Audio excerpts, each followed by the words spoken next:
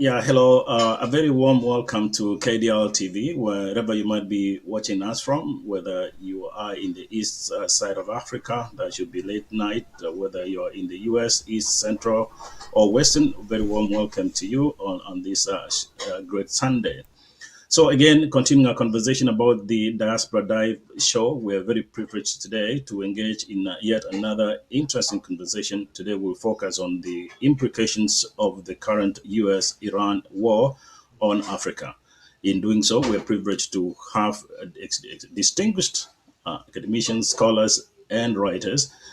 Professor David Monda of the City University of New York. He also contributes a lot on the Daily Nation Kenya, Al Jazeera, and others. He's done a lot of research across the United States, in South America, Brazil in particular, Pilice, and elsewhere around the world.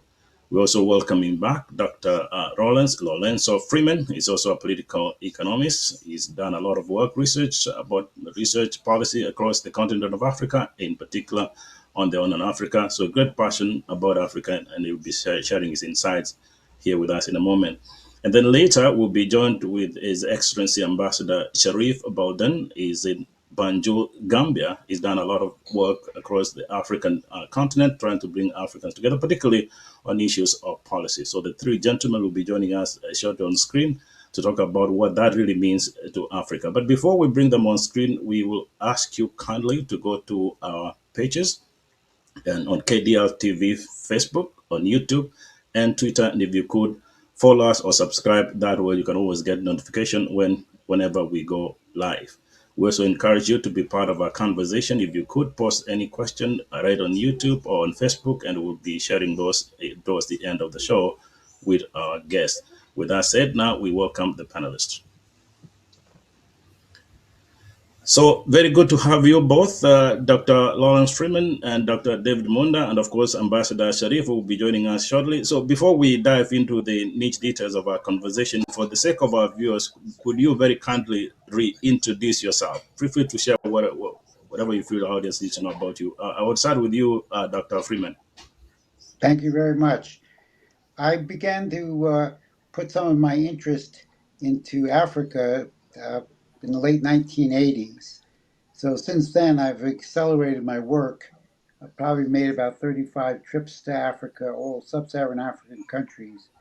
A lot of time spent in Nigeria, Sudan, and more recently in Ethiopia. And I focus on the key questions of economic development, in particular the role of infrastructure.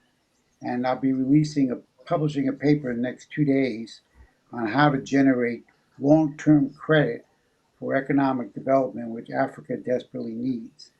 I created a website called LawrenceFreemanAfricaInTheWorld.com, and I also have a Twitter at LFreemansAfrica, and you can see all my articles and all my comments that I've written over the last 35 years or so. Oh, thank you, Dr. Freeman. Again, nice to have you back. And then the same to you, Professor Mondo. Feel free to introduce yourself again. Yeah, thank you so much, Dr. Okari, for having us on your show today. My name is Professor David Monda. I teach political science, comparative politics, and international relations at the City University of New York. My specialty is in the political economy of migration, with a specific focus on the Global South and the foreign policies of Global South nations, with specific reference to Sub-Saharan Africa. I've done a range of research work in terms of migration and in terms of climate change issues. More recently, around economies of violence in the Great Lakes region, how some of the climate change issues are exacerbating the conflict in the Great Lakes. I think, but more broadly, What ties very much with today's conversation is hegemonic powers around the world. What are the implications of the fall away from a rules based international order, particularly for countries in the global south and the developing world, as we see global hegemons divide the world into different spheres of influence? So I'm very excited to be here with my colleagues, and I hope we have a very fruitful conversation. Oh, thank you, David. Again, I think it's a perfect timing. The topic implications of the U.S.-Iran war on the continent of Africa. We couldn't really get the better partners to have this conversation with us. So really appreciate you coming on. And shortly we'll be joined by Ambassador Bolden in a moment. So let's get to it. Of course, we're talking about the U.S. war. The U.S. I think at the moment the current administration's policy is American first policy, and what we are saying around the world, we've seen this from Venezuela. See what that happens. I think that sends a clear signal to the South American countries on what the American foreign policy means to that region. We've also seen that now in Iran. Of course, the bombs are dropping down in Iraq and in Iran and elsewhere. But also a clear message to the Middle East and elsewhere around the world what that means, the war between the West and the East. But the question for us now is the African region, particularly the sub-Saharan African region, where both of you have great interest. What does this really mean to them from a socio-economic and geopolitical standpoint? I'll start with you, Dr. Freeman. Thank you very much for the opportunity to discuss this. Basically, if you look at it from a strategic and geopolitical level, this war is a disaster. On the one level, the danger of the war spreading to a greater war, maybe at some point a nuclear war, is something that would affect the entire world. And in terms of the African nations, there are probably a couple of nations that, such as Nigeria and Angola, that may enjoy a rise in the oil to $114 per barrel. But overall, it's going to harm all of the African economies. These economies are still developing. They do not have cheap access or abundant access to electricity, and they still import food. They still import fertilizer.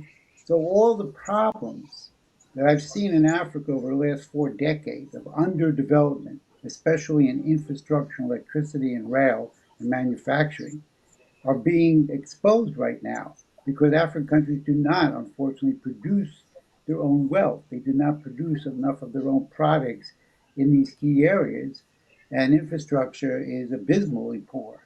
So this war is going to cause more hardship, more poverty, more difficulties in people getting out of their poverty levels, and it doesn't benefit anyone.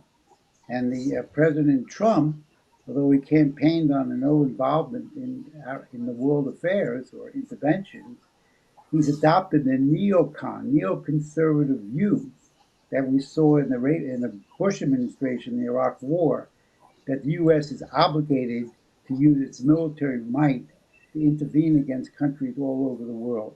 I totally disagree with this. We should be following the example of Franklin Roosevelt and working with other countries to develop their economies and raise their standard of living, which was what Roosevelt intended to occur after the war. So overall, we're heading in the wrong direction, and it's going to be very harmful to developing nations, especially in Africa. Okay, good point. Thank you, Dr. Freeman. The same to you, David. The American position is they're protecting their interest. On the same note, the African market as we know it, politically and economically, they're very really divided. Then, what do you, in your view, think are the immediate implications of this war to particularly the sub-Saharan and African region? Well, I think the implications are very troubling, but I also think they're very vast, right? So I look at it in three main angles in terms of the strategic, the political, economic, and also the diplomatic. I think from as Lawrence had mentioned, from a political economic view, we will obviously, and we are seeing a rise in terms of the cost of oil across the world. So for oil producers like Nigeria and Angola, in the short term, they might benefit from higher oil prices. But we know across the board, as inflation rises with these increasing global oil prices, it affects consumer behavior, right? So demands, a lot of countries are going to cut back on demand as the rise.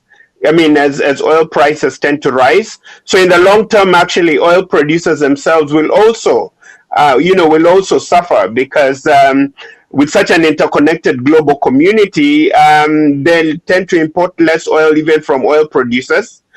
There'll be less global travel. So a lot of airline companies are having to raise their prices in terms of tickets. So we'll see a lot of the tourism into Africa go down.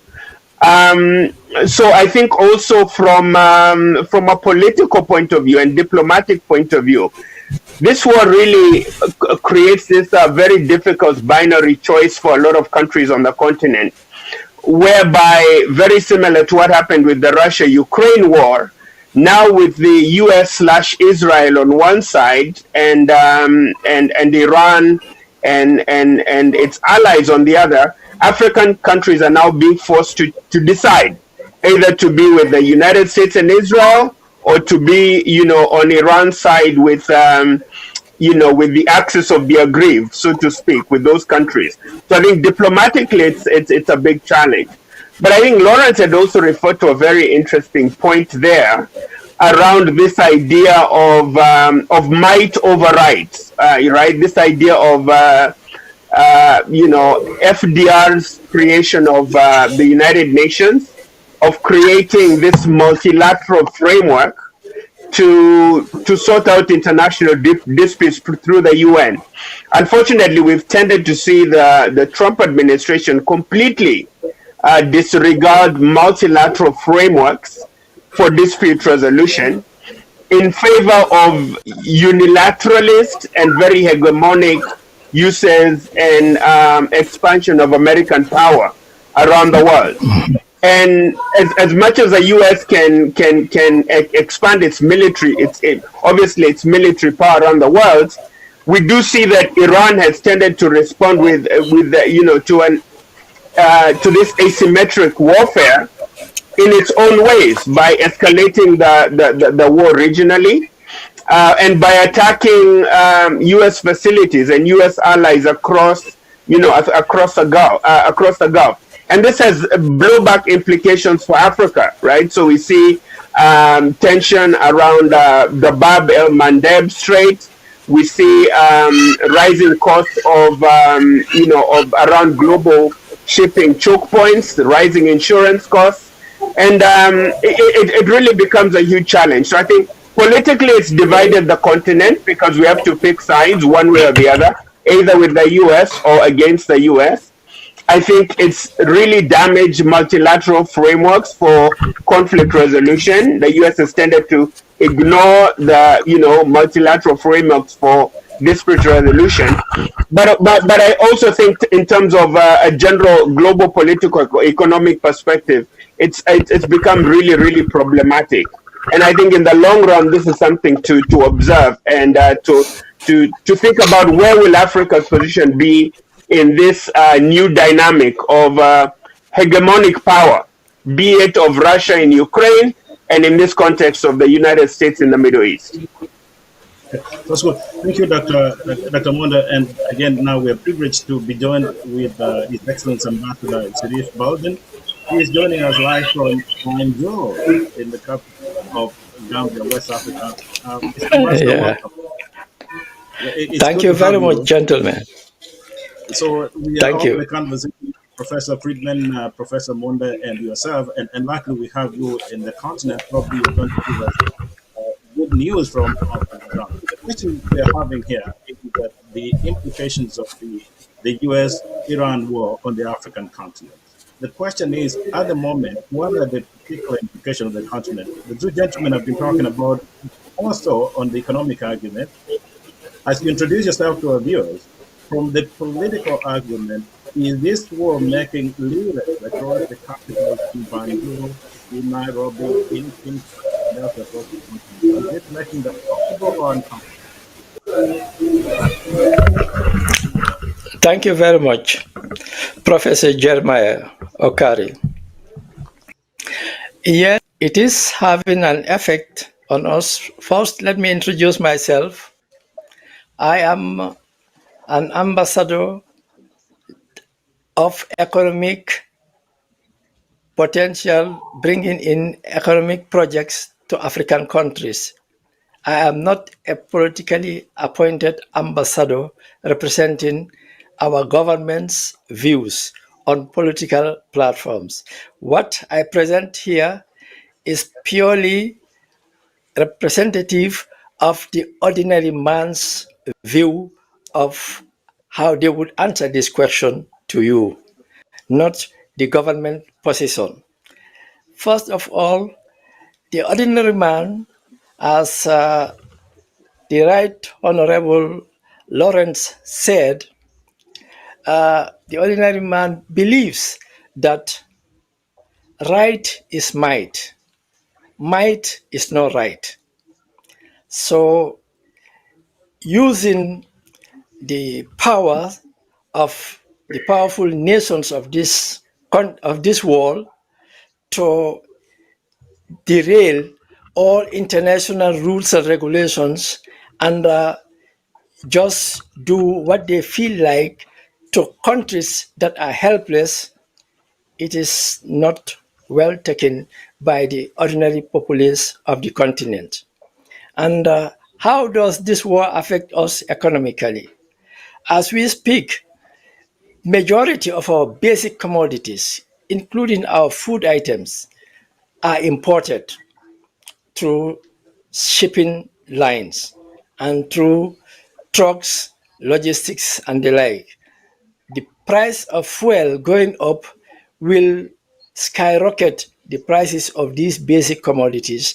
And now we fear within a few weeks or few months, the ordinary family would not be able to guarantee a 1 square meal per day because the affordability would be out of question.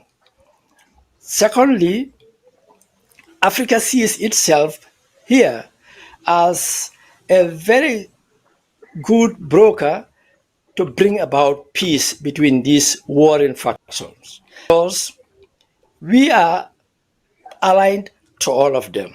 We are friends to the United States government. We are friends to Israel. We are friends to Iran. So we are the only global players that can broker a peaceful deal between these warring factions. And we see this opportunity and we would seize it given the chance because our survival definitely hangs on this. Okay. Professor Freeman, that's an interesting perspective. Again, thank you, Ambassador Sherry, for that perspective, particularly from the common person on the ground in the continent.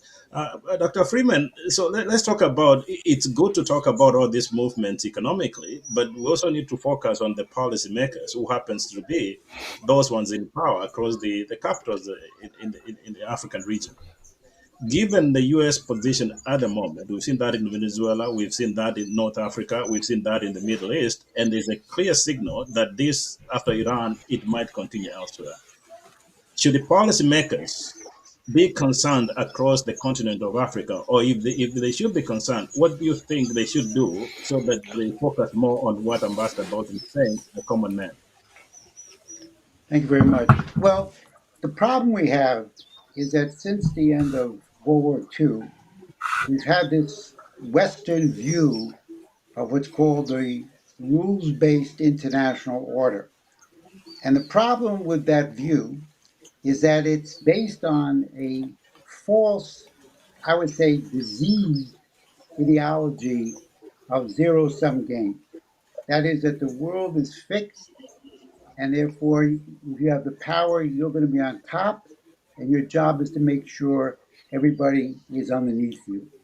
There's victors and victims, winners and losers. But this view is completely false.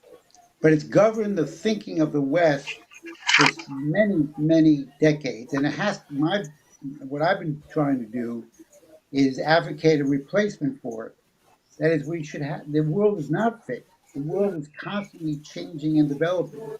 And human beings have creativity. And there's no limit to the power of creativity in improving and changing the world. And what we have to do, as the President Xi of China has said, we have to have a view of a shared community, that it's in the self-interest of the United States and other strong powers to actually develop the rest of the world. It's in our self-interest to develop everyone else.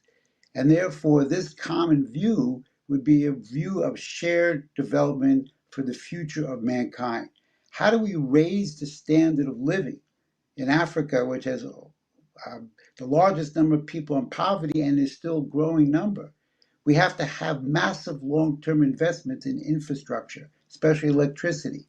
And as I say, my paper that I'll be releasing on probably Tuesday publishes the intent of Franklin Roosevelt and his people in the Treasury, Henry Morgenthau and Harry Dexter White, to actually make the Bretton Woods, in particular the International Bank for Reconstruction and Development, a lending bank, development credits to the developing sector. This was the key aspect that they wanted. So we've got to get back to a view that it's in there's a common interest of mankind, which is developing the qualities of every people, of every nation. And that's the only way to ensure long-term peace. This rules-based order is dying. It should die. We should get rid of it. And we have to replace it. And the global south represents the majority of the world, population-wise, land-wise, critical minerals-wise. And the BRICS represents, in my view, maybe the leadership of the global south. So we have to bring in a new system of economics and power political relations that are based on common interest, a new paradigm where the central point is development and raising the quality of life, the dignity, and the material standard of life of all people. And you have a number of countries in Africa that are members of the BRICS and they're partners of the BRICS, and that's growing, and that becomes a vehicle to bring about real change towards a new paradigm of development. And that's what I'm encouraging African leaders who I'm in touch with. This is what we have to work for. Yeah, good. Thank you. Thanks, Dr. Freeman. Dr. Moon, I want to come to you. Worked a lot on policy issues across the continent. The concern now is about the policy makers, the political leaders. I mean, again, we understand without the political will, then the population will have almost nothing to do. Now, build on what Dr. Friedman is talking about, and then on the same note, to be fair, the African continent is found in a fairly complex situation. Should they lean towards the West, or should they lean to the East? That's a very complex situation to find yourself in. And particularly to explaining that to the common person becomes difficult.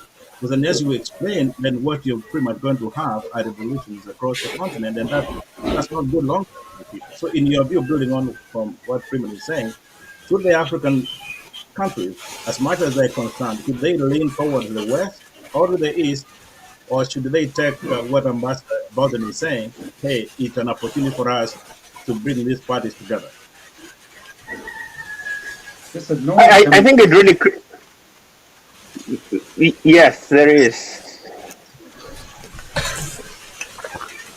Okay, go ahead. Go ahead, Dave. Okay. Yes, I think it really puts the African countries in a very delicate and difficult position, and specifically around this question of should they be allies of the U.S. In Israel. We know, for example, Kenya and Egypt are non-NATO allies of the United States, right, which comes with its own implications.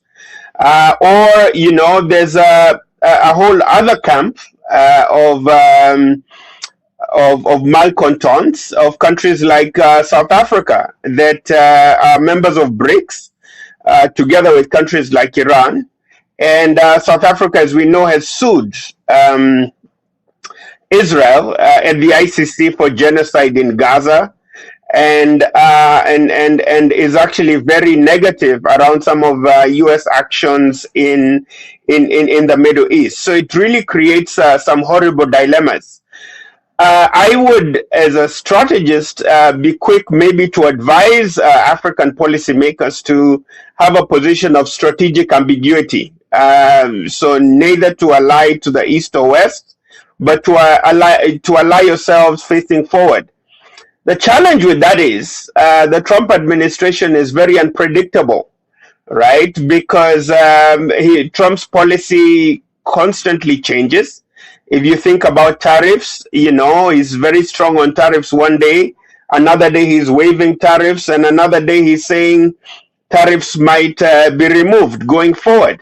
When you think about the Middle East policy, it doesn't really seem like the Trump foreign policy has been this war has been very clearly articulated, and no case has been made to the American public, to the electorate, for going to war with Iran.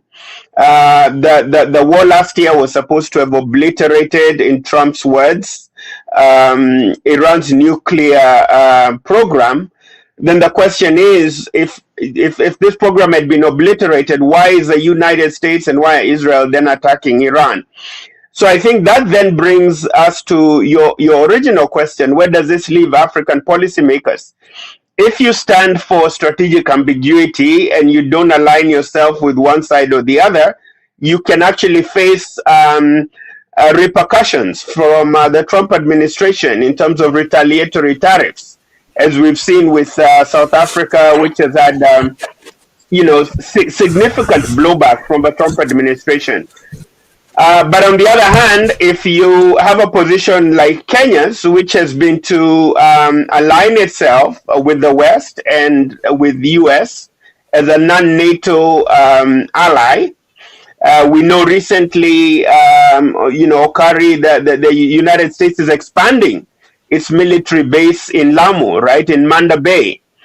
This really creates major obstacles for the continent, because as Kenya is aligning itself with the United States, many countries on the continent are against US policy. So it's really creating a division on the continent. I must also add that this war in the Middle East is opening up many African countries for terrorist attacks, not only from the Middle East, but also from discontented, radicalized jihadi cells within the continent. We know about ISIS in the Maghreb. We know around all the challenges that this is created in the Sahel belt.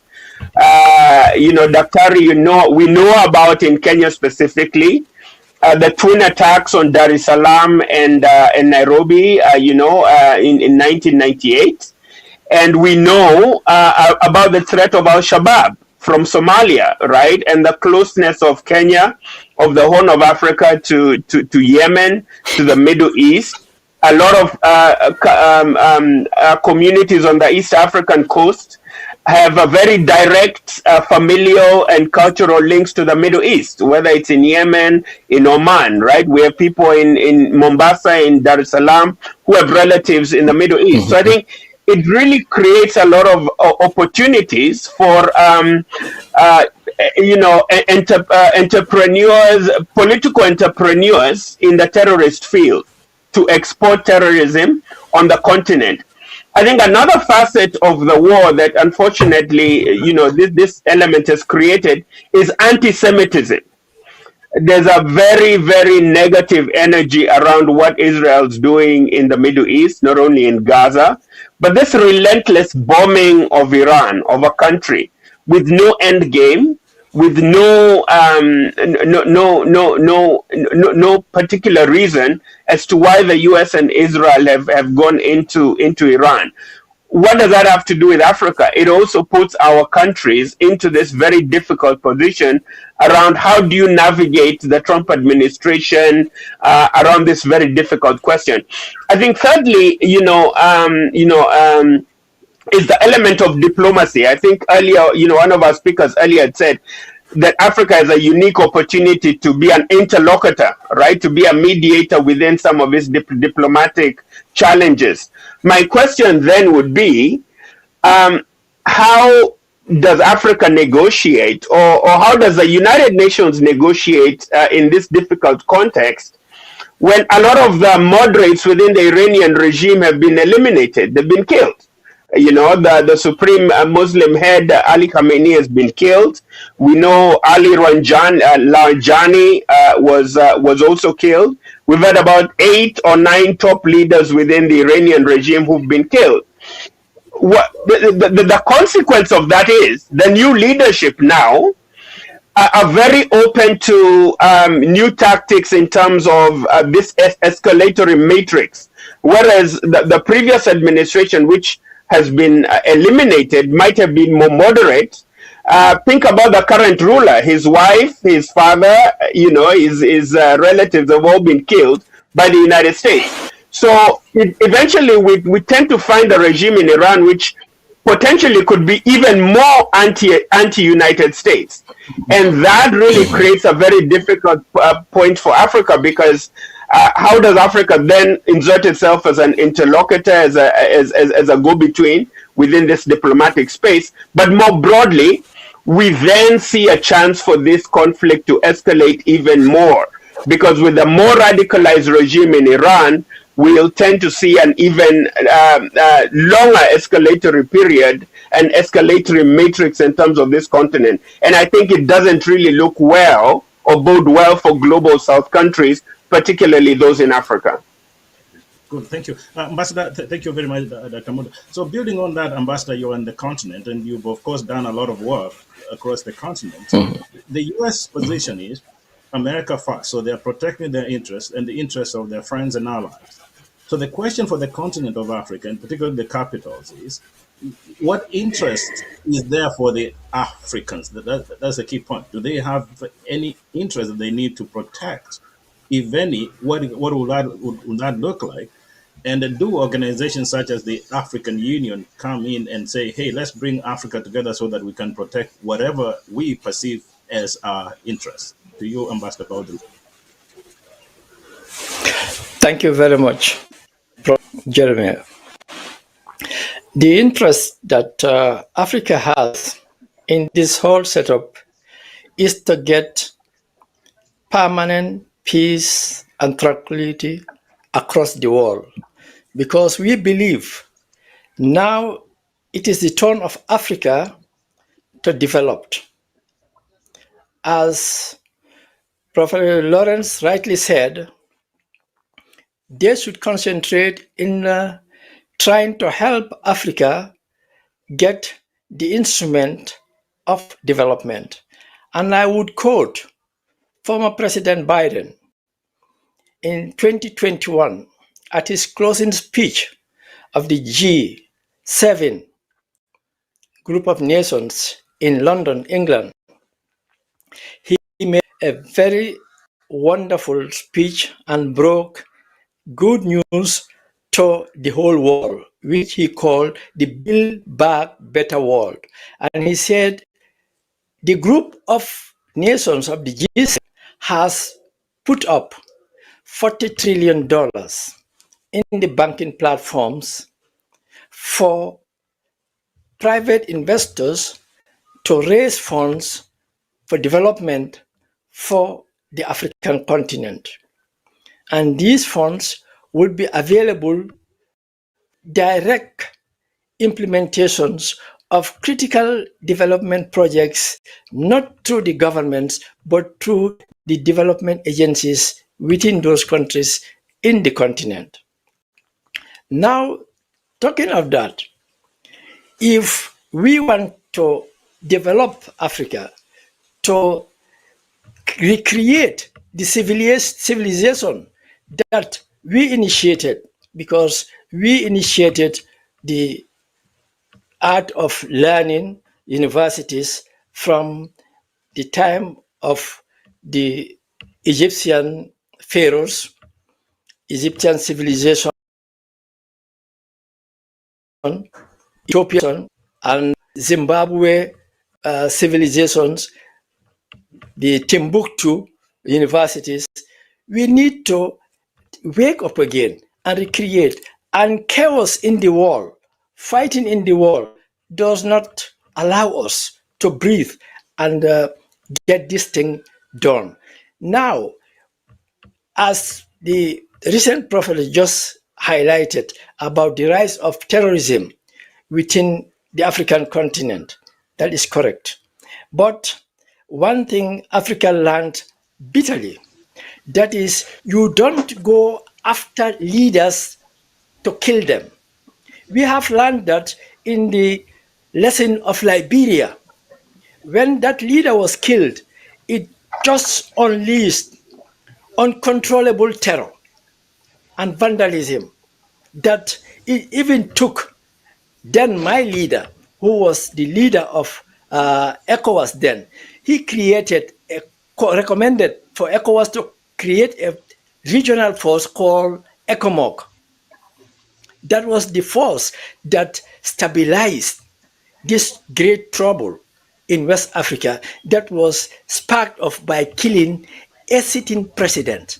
And the other example, which is still boiling and uncontrollable, is the killing of Patrice Lumumba, thinking that that would bring peace in the Congos. Up till now, that trouble is boiling and no one can control that. So the idea of killing leaders is a no-go area for civilized human beings. We have to respect leaders in front of any peoples, because if you harm that leader, you are automatically rallying the entire population in that particular geographical location towards sympathy of the leader, and you are going to have problems that you can never stop. Now, I will come and tell you why Africa is the right candidate to stabilize that region, or at least to bring some sanity to the aggrieved Iranians, because they are Muslims. So Islam does not allow anyone to retaliate beyond the limits of what injuries have been caused to you. And I believe the Iranians are very strict adherents of Islam. So if you approach them within that context, they will have some sense of moral guilt and make sure that they don't overstep the injuries meted on them. So these things are very, very, very critical. And you mentioned also, the other girl mentioned about anti-Semitism. That has brought in the racial ticket. We in Africa, we are very sensitive when it comes to race.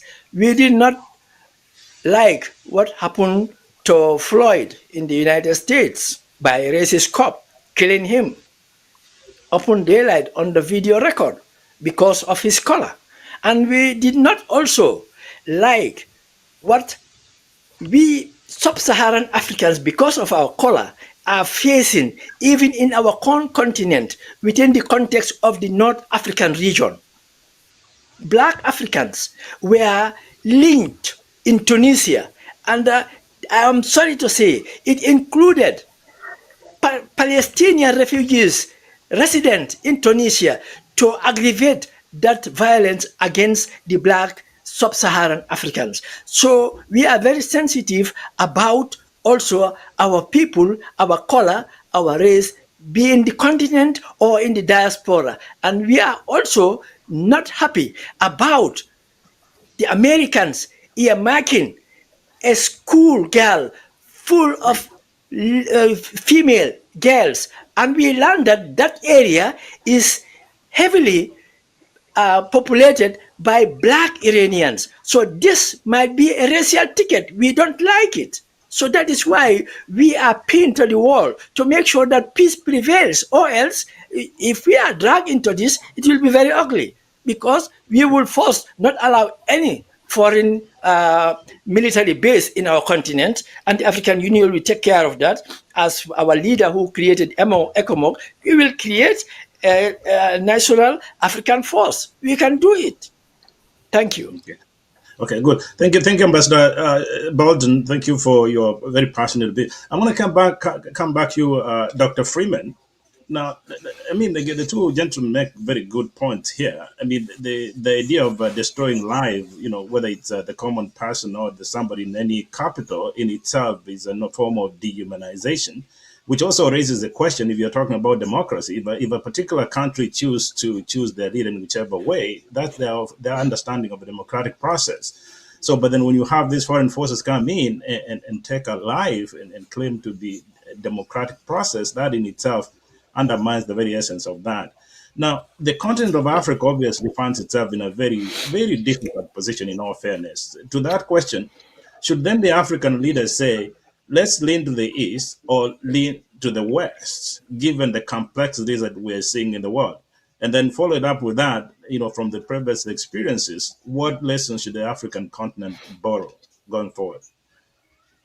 Thank you. Well, one thing is that if you go back, I think I'm a bit older than some of you, but if you go back to the early 1970s, you had Yes. a movement called the Movement for a New World Just Economic Oh, Order. And this was okay. being discussed in the early 1970s and has existed in various forms over many years. This is the conception of the way that African nations and other nations of the global south should be thinking. How do we create a system? The present Western rules based order system is a failure. It's a failure because it believes in this idiotic rule sum game that the mighty rule. That has to be replaced by something totally different. If you look over many years, you've seen constant efforts by the West to instigate regime change. If you look in this century, we've had two horrible examples, more than two. What we had with George Bush, a neoconservative policy, was the destruction of a nation of Iraq, which has still undermined the Middle East now for almost 25 years, 22 to 23 years. We just celebrated the anniversary of the attack. We had the stupidity of President Obama in removing Gaddafi in 2011, which has destroyed North Africa. And one of the reasons that the Sahel is the most dangerous place in the world Yeah. is because of the stupidity of Obama and Susan Rice and Hillary Clinton and Joe Biden and all these people removing Gaddafi. We see now that regime change is coming back as a policy. There was an attempted regime change against Prime Minister Abiy Ahmed in Ethiopia in the war between 2020 and 2022. I became a bit of a folk hero because I exposed it as regime change. We have to get away from regime change. Nations are real things. Nations represent people, they represent culture, they represent history. They're made up of human beings. And we can't go around picking and choosing which leaders we want and who we want to get rid of. And it's the neocons that believe that the United States has the right to impose its view, its system on other countries. This has to be rejected. And it has to be rejected by a majority of the world, which is the global south, saying no, it's not the East or the West. And by the way, China is not demanding allegiance to China. I know China very well. I'm going back there again for a second time. But we have to have a choice, not East or West, but the non aligned movement. How do we create a system that develops the potential of each nation, develops the creativity of each human being, which only human beings have? What kind of policy should we have? What kind of long-term investments should we have? What kind of relations should we have? What kind of resource development should we have? And if you look at Africa, the biggest problem is lack of development, lack of infrastructure. So the African nations should be the only way to intervene is to promote a different system, a different paradigm. Now, the United States, this administration in particular, but almost every administration except for John F. Kennedy, has not done anything really significant to help Africa. So this government we have today in the United States doesn't respect African nations.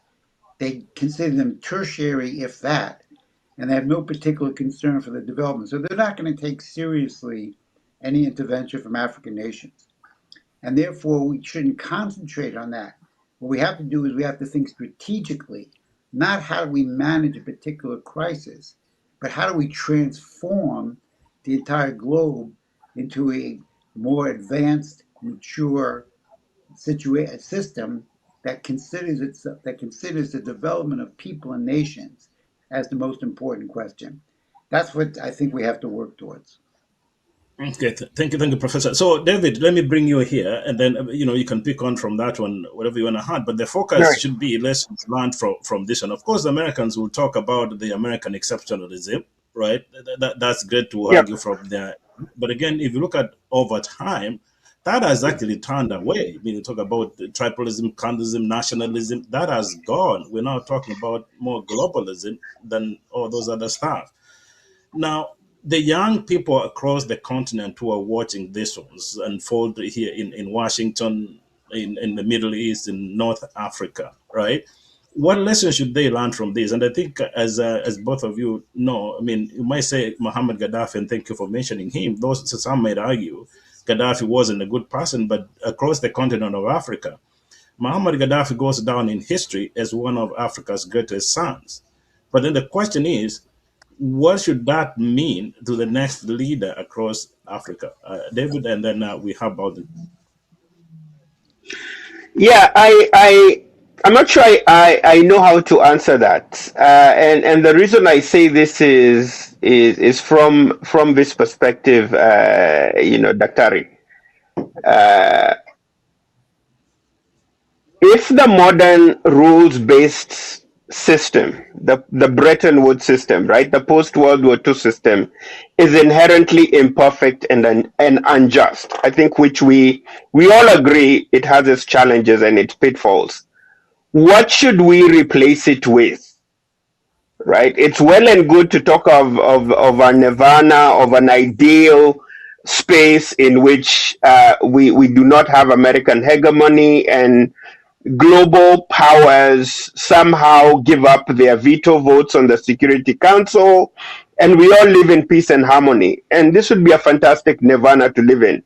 However, we do have to deal with the world that we have, not a world that we wish for. And to your question, Jeremiah, here is, how do the Gen Zs then aspire to a future world of a different matrix outside of might over right? And I have to go back to reinforcing those institutions, defunct as they might be. United Nations, multilateral frameworks for conflict resolution. Where has the Gulf Cooperation Council been when we're talking about this crisis in the Middle East? They've been totally silent. Where has the African Union been on this conflict? Totally silent, right? Simply because the AU on its own for years has also supported some really undemocratic genocidal regimes on the continent, which have destroyed any potential for Gen Zs to ever get economic emancipation. They have reinforced systems of patron-client relationships between former colonial masters and new elites in the African continent. So AU cannot speak about tyranny in the Middle East and lack of democracy because in many instances, the African continent and sub-Saharan Africa is not a shining example about allowing its citizens to engage in popular will, right? To engage in their political will. In other words, citizens for a long time on the continent have now become subjects. And Africa has become a benign actor. And I'm being very realistic here around our prospects. So as much as we talk about the place of Africa and our ability to engage the rest of the world, we also have to be very realistic about the potential and capacity of the African Union and Africa broadly speaking. We have to work with a world that we live in, which is unfair, but try and work within multilateral frameworks, rules-based institutions, and trying to think of different ways to address these narratives. And I think one of the best ways to do that then is to think about how do we reinforce good governance on the continent? How do we engage this Gen Z, this demographic bubble that's going to explode very soon, of the 20-somethings, right? Of all these young, highly educated university graduates that don't have jobs.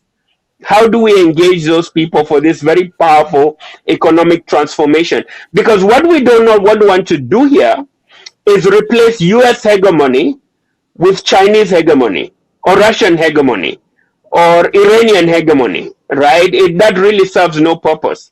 And even within the continent, do we really want to have Nigerian hegemony in West Africa or South African hegemony in Southern Africa, or Ethiopian or Kenyan hegemony in East Africa, or Egyptian hegemony in North Africa? So I think, to answer your question, thinking of going forward, trying to reinforce those structures and systems of multilateral frameworks that will allow even those that are not as powerful as the hegemons to also have a speaking voice. And multilateral frameworks will encourage cooperation. They'll allow for the legitimacy of powerful nations to have leadership, because even the weakest countries will have a stake in determining global outcomes. But I have to again, re-emphasize this point. We know that democracies, U.S., democratic systems and authoritarian systems, when it comes to power politics, the rules-based order is thrown out the window. Russia does that in Ukraine. United States does that in the Middle East, right? And China's done that in Tibet, in Southeast Asia. Yeah. How do we start to reimagine this global world that's more fair and has some of these multilateral frameworks, right? We cannot be naive and assume that powerful hegemons are somehow just going to give up their power and allow the global south to have a bigger say. It's not going to happen. We have to deal with an unfair world that we live in rather than an aspirational world that we hope for. So that's a good point to take. So here's what Dr. Arkana Shombori always says. He says that if you're not on the menu, then you are on the table. And if you're not on the table, it means you're under the table. And we all know if you're under the table, you must be something else. So you're talking about all these great institutions. You're talking about the United Nations, which I don't understand if it really serves the interest of the African continent. You're talking about the patronage institutions, the World Bank and the International Monetary Fund. The policy thinking is based on the Washington consensus, right, where the Africans really have no place on the table, not even on the menu. That said, Ambassador Baldwin, you did mention the African Union as the table that could propel the African continent to its rightful place in history. The table clearly is broken. There is no menu on the table. What should the current and the next generation do to make sure that they're, at the very least, they're on the table? Thank you very much, Honorable Professor. And I want to thank Professor Freeman and Professor Monda for that wonderful position they made about creating development opportunities for the continent, and also not trying to ape any of these systems that he mentioned, be it East, West, Chinese, whatever. If you look at Africa, we are bigger than all these nations put together. So now, what do we need to do, especially our youthful population, is to take up their rules as the constituents who dictate what their rulers should do.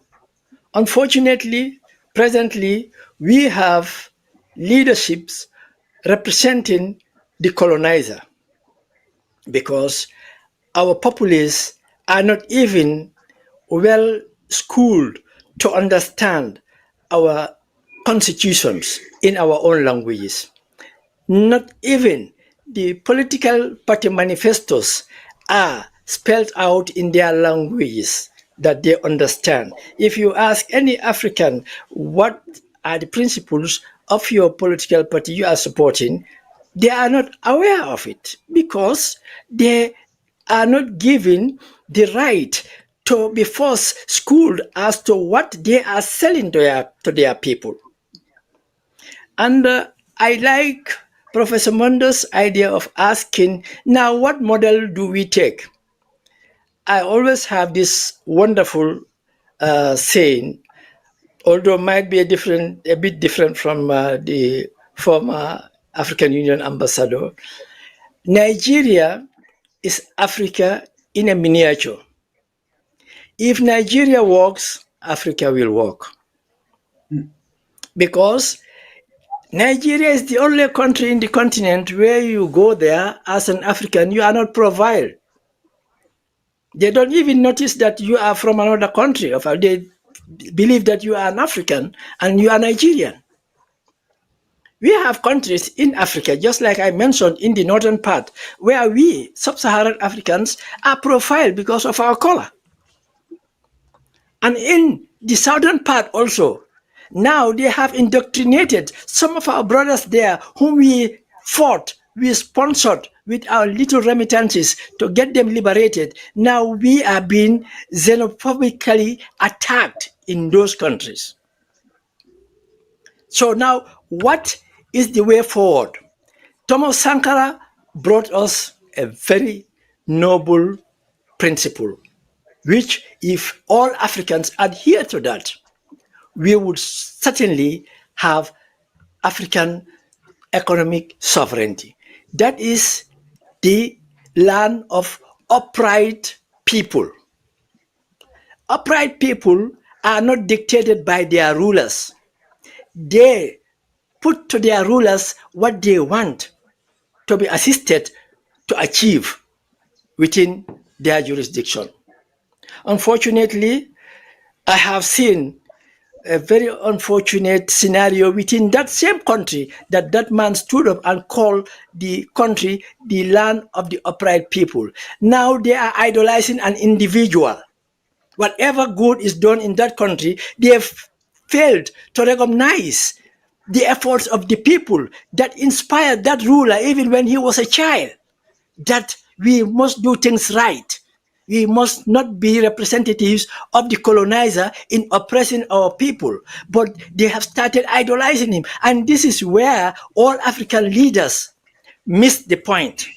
The moment they are praised, they are given all credits of whatever good that the population's resources put together are put in place to see an achievement, they take the credit as an individual.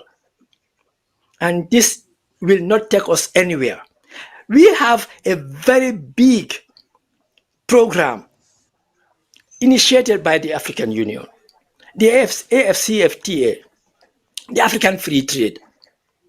We had our traditional trade routes, but colonialism came and drew boundaries and severed those trade routes so much so that even a neighbor, a relative from one part of Congo wants to go into Rwanda, you are having problems because of the colonial jurisdiction. And this was your own land where you need no permission to move about. Or you don't need any permission to go to Uganda or to go to South Sudan. The same thing is happening here in West Africa. So how can we consolidate this African free trade and make it a real African free trade? We don't need to align with any bloc. We are the largest economy in the world with the richest resources. So all we need to put our people is to make them conscious that these are their properties. Let them educate themselves, get the skills to make their resources work for Africans. Thank you. Perfect. Very well said. So we are out of time, but the boss is telling me we have a few more minutes. We will take the questions, but before we take the questions up, Dr. Freeman, there is a constituency that I would like us to also address. We're talking about those ones in sub-Saharan African region, but as we know, the African region has also produced some of the best and brightest minds. Unfortunately, most of those have moved from the African continent.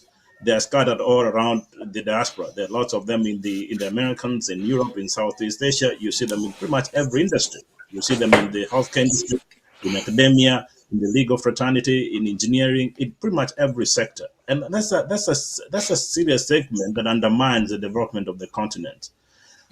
Professor Friedman, if you are to address the African diaspora, what would you say to them today?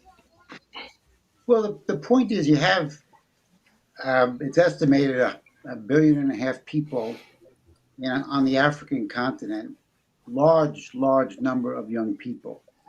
And now they're discussing projections of 2.5 billion in 25 years, one generation.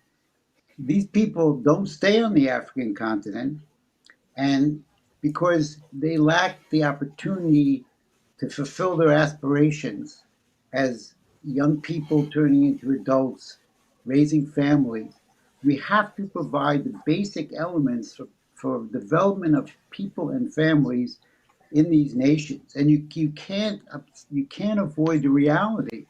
You have massive unemployment in Africa. You have a completely minuscule manufacturing sector. Up until recently, and it's changed by some countries, Africa has imported $40 billion worth of food, which is complete waste of foreign exchange. You have in sub-Saharan Africa maybe 70 to 90,000 megawatts of power for a billion people. Africa needs 1,000 gigawatts of power. So unless we address these needs, then people will not remain in the continent. And in fact, if we don't address basic infrastructure, 500 million people live in poverty in Africa, and it's growing. We have to eliminate poverty. We have to eliminate hunger. We have to provide stable futures and jobs for young people so they get a paycheck, so they can raise a family, pay for rent, have food, get away from the survivalist informal economy. These, and build a manufacturing sector, build an infrastructure development sector. These are crucial. And this would be a goal of a new monetary financial system. We'd have to say development of Africa is essential for the development of the world. It's going to be the center of commerce one way or the other, because it's going to have 2.5 billion people. So it's in the self-interest of the advanced sector we have to force them to accept this reality along with the global south and say what areas of the world do we have to provide long-term credit for these key ingredients to economic development. And Africa becomes the center of that.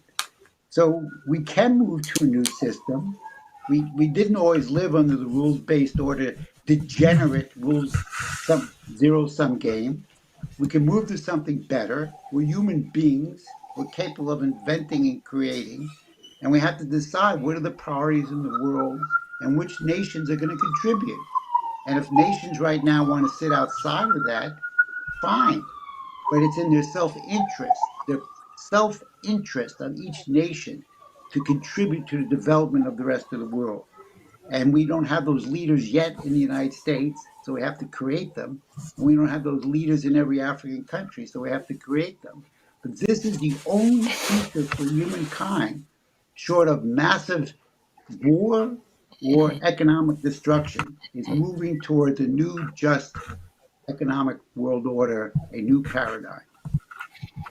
So, David, thanks you, Professor Freeman. David, on the same note, you work a lot on issues of immigration. Of course, you're talking about those push-pull forces. That those forces push the Africans to move to the West. There are those ones that pull the Africans to come to the West, including US and others. But in the end, a lot of those Africans immigrants do succeed in their own ways, but also on the other side, you can argue it's also a waste to the continent because we work so hard to produce the best and brightest, but really they end up not staying there, as Dr. Friedman said. Now, we're talking about the impact of this on the continent. What would you say should the diaspora do to be part of the process in Africa, and what should the African governments do, including the likes of Ambassador Paulden, to make sure that the diasporians play a key role in placing Africa in its rightful place in history? I think principally it's to tap into those networks of, the Africana diaspora, broadly understood, not only in the West, but let's not forget we have diasporans also in the Caribbean, right? How do you consolidate and build leverage between and within these networks to influence and impact change on the continent? And I think, again, it goes to questions about, one, Africans in the diaspora also getting engaged where we are, right? For example, here in New York, we have a Ugandan mayor, Mamdani. So thinking about how even in our local communities, in these, our new countries, right, our new homes abroad, how can diasporans also leverage their positions where they have been to also impact, whether it's through Congress, policies on the continent. But I must add that we cannot have economic growth, leveraging of these economic networks until we have good governance, human rights, and democratization, because all these elements are very much intertwined, right? You can't have, as much as you can grow the economy in Nigeria or Kenya or South Africa, if most of those revenues or resources are being looted, are being used to reinforce systems of repression, you have a problem. So I think, we've really seen the Gen Zs, right? We've really seen a lot of young Africans on the continent and even in the diaspora using AI technology, using social media to really hold governance and governments accountable. Right, we've seen this, in Kenya. We saw this in Malawi. We saw this in Zambia. Of course, we saw it in a limited extent in Tanzania until the democratic systems there or human rights activists were brutally crushed. But I guess my point here is, if 70% of the migration on the continent happens within the continent, right, and most of that to South Africa, then we have to start thinking about creating spaces on the continent to retain a majority of this talent. Otherwise, we're going to keep hemorrhaging the best and the brightest. That 2.5 billion population is not going to stay on the continent if they feel that there's better opportunities abroad, if they feel their talents would be better used abroad. So I guess to answer your question, it's creating these networks of accountability through technology, through social media, through the Gen Zs. But I also have to add that there'll be pushback from a lot of the regimes on the continent, which do not want, in many cases, the diasporans engaged, because that would be a threat to their positions of privilege and exploitation of their nations. So they're not interested in diasporans getting involved because they know they will be held accountable. So they'd rather always have this system where they can repress, and the people who are discontented, they force them out of the country, right? So how do we start to reimagine that? And I think it's going to be a long-term cycle, but I think creating these cross-fertilization and marinations between diasporans and the continent is really important. And I think this is where, media networks like KDRTV are so important, right? About bridging these gaps between Africa, the Africana diaspora, and some of these diasporans abroad, right? How do we make, how do we synergize some of these networks? Because fortunately or unfortunately, a lot of Africans who've been abroad for 20, 30 years, you can't just pack your bags and go back home or go back to Africa. You have a life abroad. And a lot of them are probably never going to go back to their home countries for a variety of reasons. A lot of them don't want to go back to their home countries because they've had very bad memories, right? They've had their parents killed. They've been tortured. That's one of the reasons they had to leave. So I think it's going to be a delicate network, but I really appreciate the work of KDRTV of bringing diasporans together, because the more we have these conversations, I think the more we'll be able to marinate some of these new areas for cross-fertilization between the diaspora and the African continent. Okay, thank you, Dr. Mondo. Ambassador Bolden, we have like 2 minutes to finish up here. If you could, you are in the continent, in all fairness, the continent is losing its most important resources, its people, and not just its people, some of its finest you're losing, and the countries in the West and elsewhere are gaining. What should governments across the continent, and particularly the younger people, do to make sure that, as Dr. Mondo said, they are engaged, that they should be part of the African story? Maybe in 1 minute, please. Okay, thank you very much.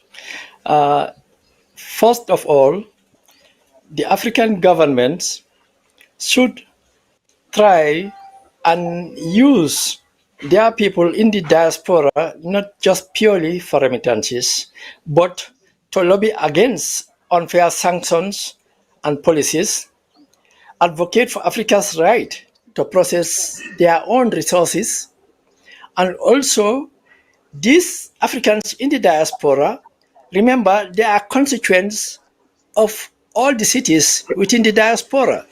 So if we have an African mayor, so now we have also much more African constituents within that jurisdictions of that mayor. So that brings me to inform you, I don't know why KDRTV was not present, but I am called ambassador because the Association of Chambers of Commerce, Black Chambers of Commerce of the United States, and the National Business League, and the World Conference of Mayors, mostly of Black mayors across the United States and the Caribbean, took me as their ambassador for the continent and the Caribbean. And we invited President Joseph Boakai to our 125th Booker T. Washington anniversary, where most entrepreneurs across the United States gathered in Atlanta, Georgia. And this is one of the ways that we can put our diasporans together and harness the talents, the wealth, even their knowledge to go and develop the continent. Thank you. So thank you very much. I think we thank you much, Ambassador Bolton, and the three of you. I'm sure we are running out of time, and I think because I've requested the panelists have to run elsewhere, it's important. We have quite a number of people engaging on our social media platforms, and they're posing several questions. And actually, there's a question right on the screen. Everybody's asking me. You have to answer that. And I know Dr. Freeman has to run. If you could, Dr. Freeman, quickly respond to that question, and then we should be good to go.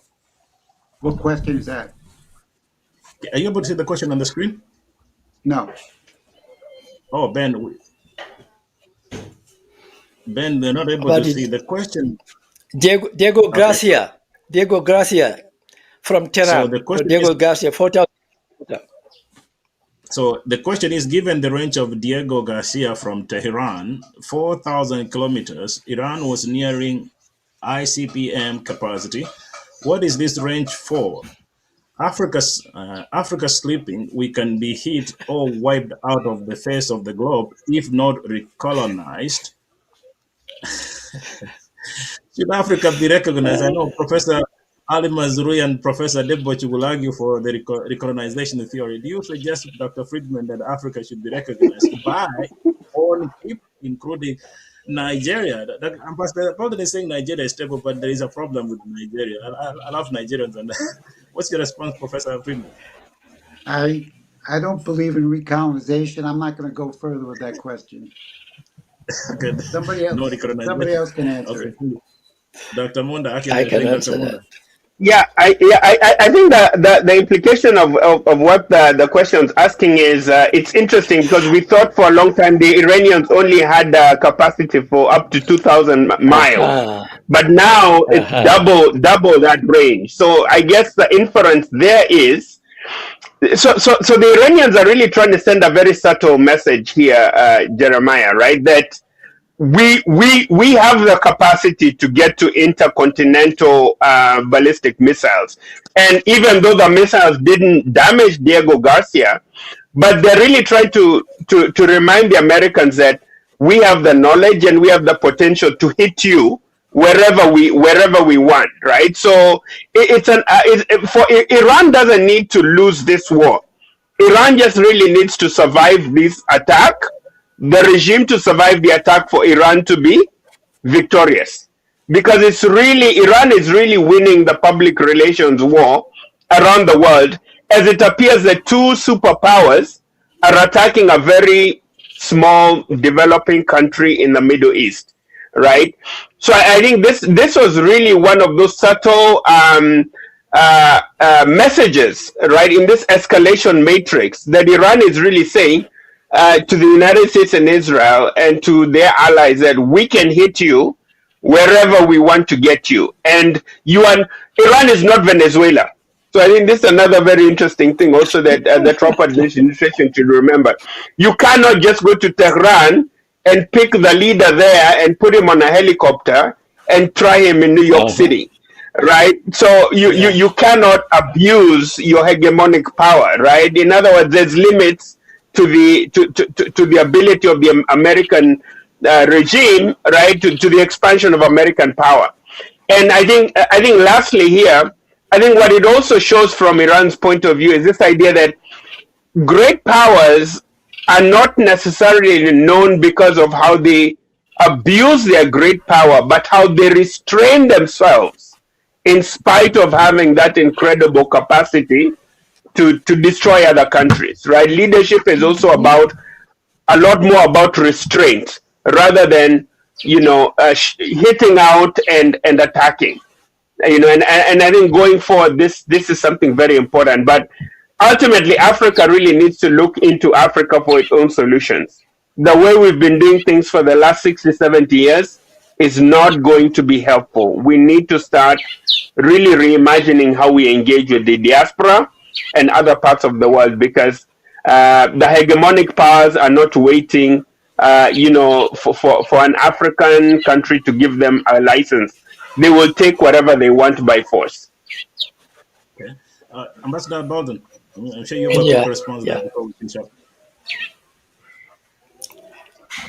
Yes, quickly, I would just like to draw a parallel here. Just like Professor rightly said, they were not aware that Iran has gotten to where they are. And they've got this surprise of that you can use small wisdom to demystify the big guns.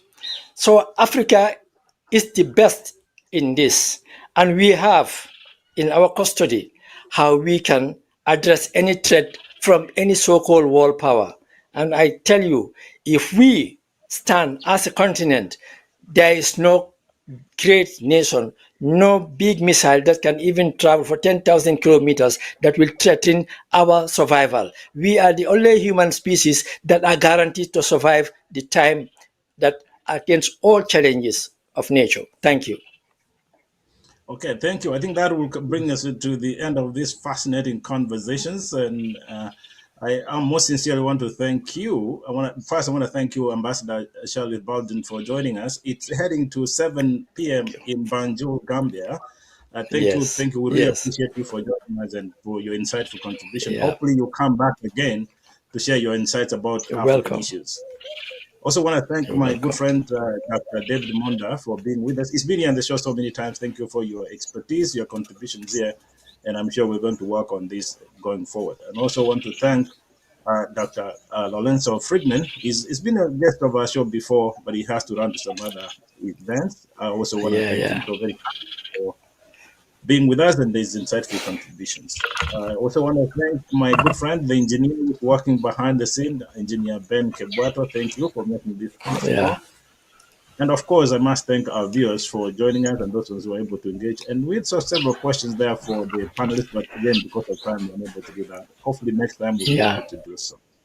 With that said, thank you very much. We'll be back again next week. We'll be meeting at 12 Central. Next week, we'll be talking about specific Kenyan issues. So we'll be focusing on Kenyan scholars, including the gentlemen right on the screen here, Dr. David Mondas. We'll be having Professor Jonathan Chochi, Professor Dr. Videlis Ndombele, and Professor Jerono Rotich, who will be talking about the role of educators and the diaspora community in the development of the education system in Kenya and across the continent of Africa. So next week we'll be having that conversation about the Kenyan education system. Hopefully, Ambassador Bolden, you have our people in Gambia watch us, and then next time we'll talk about Gambia and the West African region. With that again said, thank you very much. You have a good night. Thank you. Okay, thank you very much, Ben. Okay.